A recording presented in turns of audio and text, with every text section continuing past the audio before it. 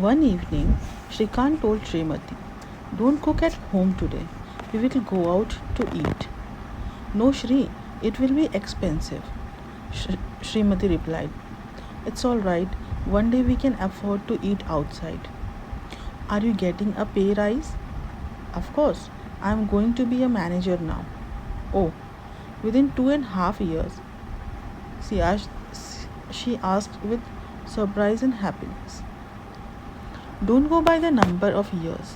I have probably worked as much as a normal person would in 5 years. My salary has increased, but the cost of living also has gone up. So we should send some more money to my mother. At least now she can get something for Rama without asking me. Let her be economically independent." Srimati became silent for a moment before agreeing to what Shrikant said. She did not want to curb Shri's happiness by speaking what was on her mind. Srimati remembered the ingratitude of Gangakka, who hadn't had said a single word to her about the loan, knowing very well about her contribution. This was the first time the two of them were having dinner outside home. Both of them walked up to Dhanraj restaurant in Bandra. While Srimati was looking at the menu card, Shrikant warned her playfully, "At least today don't look at the price, Srimati." Srimati put the menu card aside and asked, "Shri, what are your responsibilities in the new job?" "I may have to travel more. A group will report to me. My boss, Mr. Kelkar, has great confidence in me, and he expects that I should work with total concentration. The salary hike comes with more responsibility, of course." "Hey Shri, when you talk about concentration, I am reminded of one of the stories. Hope it is not the usual long historical one," Shrikant interrupted. "Yes, it is, but you must listen. I don't have much choice when I am married to a historian," Shrikant joked and got ready to listen to her. "Long ago, there was a young sage who wanted to write a commentary on Dharmshastra. He was so focused in his work that he had forgotten about the outside world. His poor mother used to look after him, and when she realized that she was getting older, she went to the new village and chose a bride for him, as an obedient son should. He went there and got married. Even after his marriage, this sage remained busy in studying and writing, not bothering about his young wife." "That sounds a bit unusual. Not bothering about a wife?" Shrikant made fun of the story. "No, Shri, it can happen when one is totally focused. When the sage's mother died, the young bride did not wait for her husband but came on her own to his house. She understood the situation. She used to work outside and get money, cook for her husband, and look after him like a mother. This man continued his work. Time passed by, and one night, after he had completed the last line of the book, he noticed an old woman sleeping on the floor. He recognized her face but could not remember who she was. He woke up he woke her up and asked, "Lady, who are you? When did you come here?" She replied politely that she was his wife and explained that she had been with him for the last 40 years, ever since his mother had died. The sage was wonderstruck. He could not believe that this woman had done so much for him. He asked her with great respect, "What is your name?" "My name is Bhamati." Then he wrote on his first page of the text, "Bhamati." Till date, the book Bhamati is referred to by many Sanskrit scholars. Bhamati signifies all those women who sacrifice their youth for the betterment of their husbands. Nobody remembers the sage's name, but Bhamati stands out. Shrikant was literally very listening very carefully. Shri, whose sacrifice do you find more praiseworthy? Shrikant thought for a minute and said, of course, both of them. But I feel the single minded perseverance of the sage without getting distracted by the worldly pleasures is praiseworthy. I don't agree with you, Shri. I think the sacrifice made by Bhamati is unparalleled. She spent her entire youth without asking anything or complaining. His work would not have been completed but for her. More than that, I like something else. What is that? The fact that the husband recognized his wife's sacrifice and named the book after her. That is what appeals to me more. Oh, Srimati, in today's society, it is very difficult to find women like Bhamati. They have changed so much. It was 3 years since they were married, and now Srimati was keen to enroll for her PhD. But around the time Shrikant was posted to Delhi, Srimati was sad. She did not want to part with Shrikant or the PhD Shrikant reasoned. Either I reject my offer to go to Delhi or you stay alone in Bombay to do your PhD. If I go to Delhi, I can come here only once a month. No, Shri, neither option is acceptable. I don't want you to forge your promotion by rejecting this offer. Nor do I want to stay alone. We will stay in Delhi for 1 year and I will take up my studies next year. Anyway, North India has a lot of historical places that I can visit. Srimati had started compromising.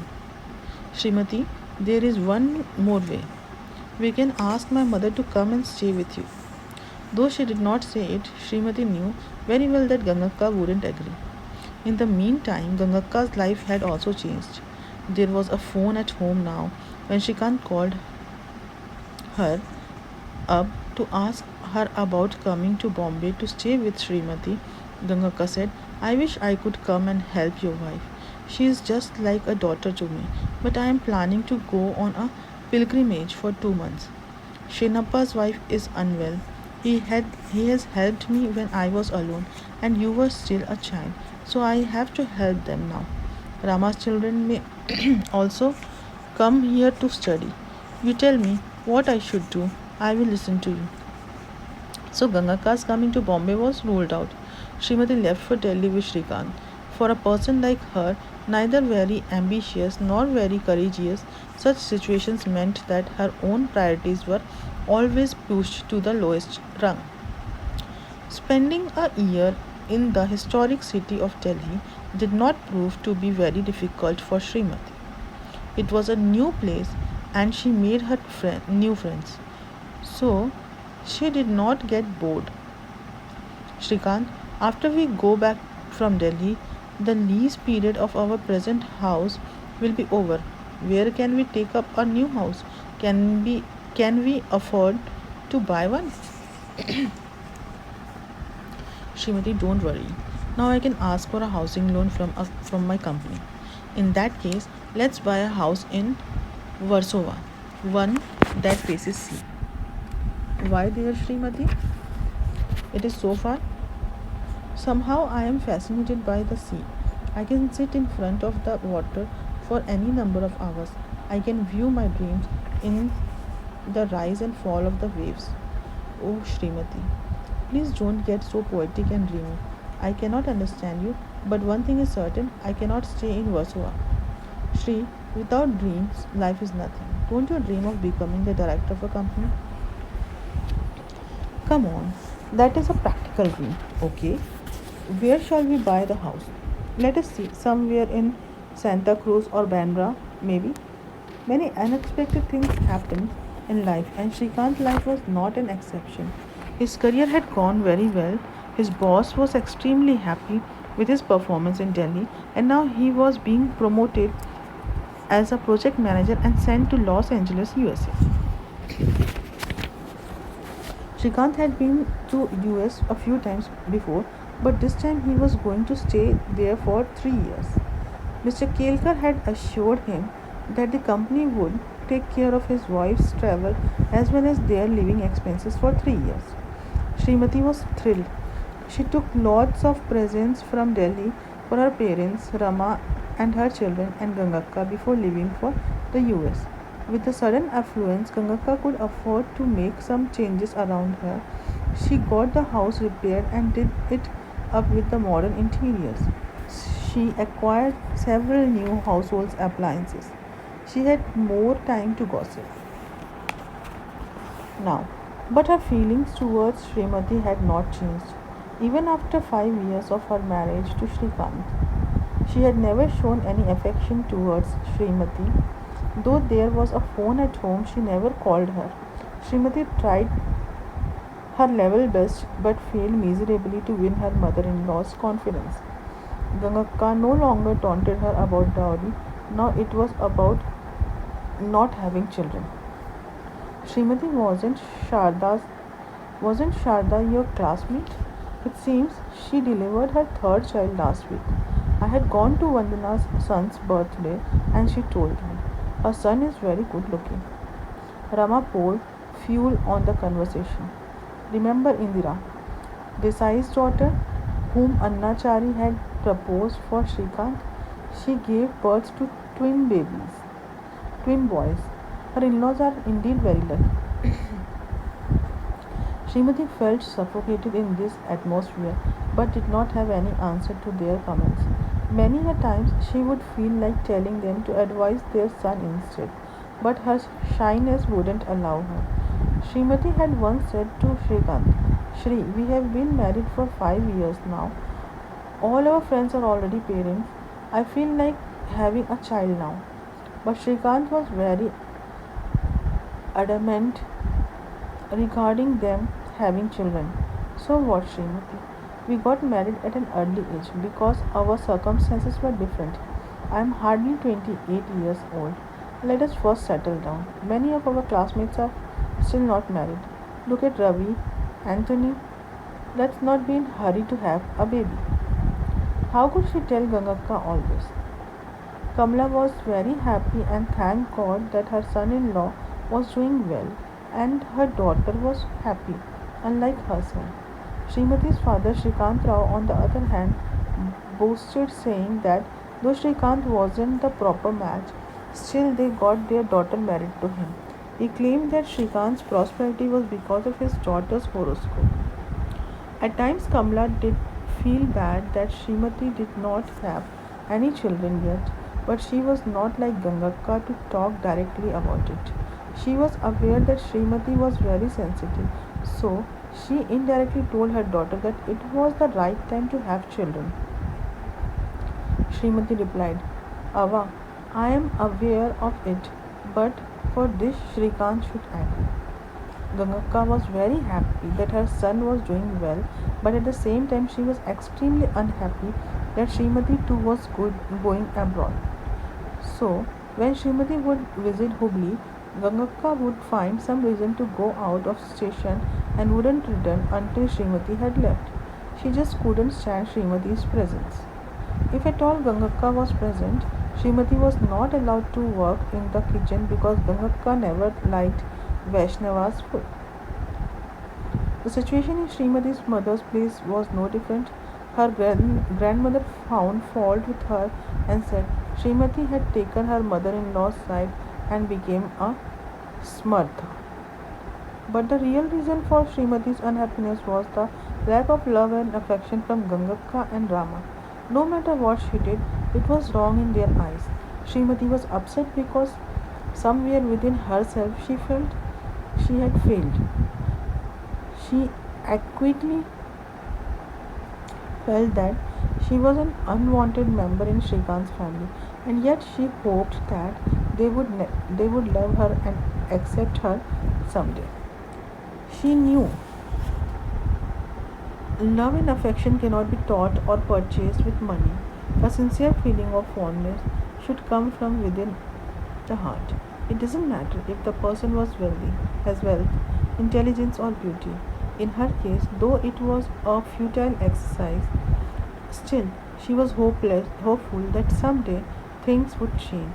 Sometimes, when she was alone in her mother's place, many things would come to her mind.